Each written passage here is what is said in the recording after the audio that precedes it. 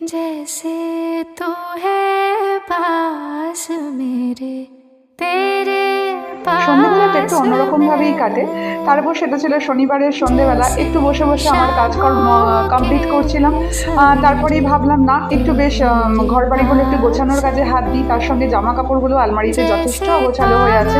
আমরা তো আসলে হোম মেকার, সাথে বাইরের বাইরে দুটো মিলিয়ে সামলাচ্ছি, তো তাই একসঙ্গে দুটো কিভাবে ব্যালেন্স করা যাবে মাঝে মাঝে সেটা তো মনেই হয়, কিন্তু তাও ওই যে মনে কোথাও একটা ইচ্ছে থাকে না দুটো একসাথেই ব্যালেন্স করতে হবে।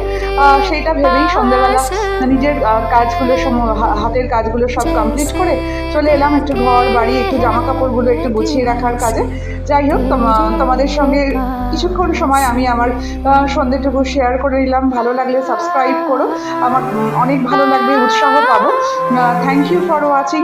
সবাই ভালো থেকো, সুস্থ থেকো, আর একটু হলেও পাশে থেকো।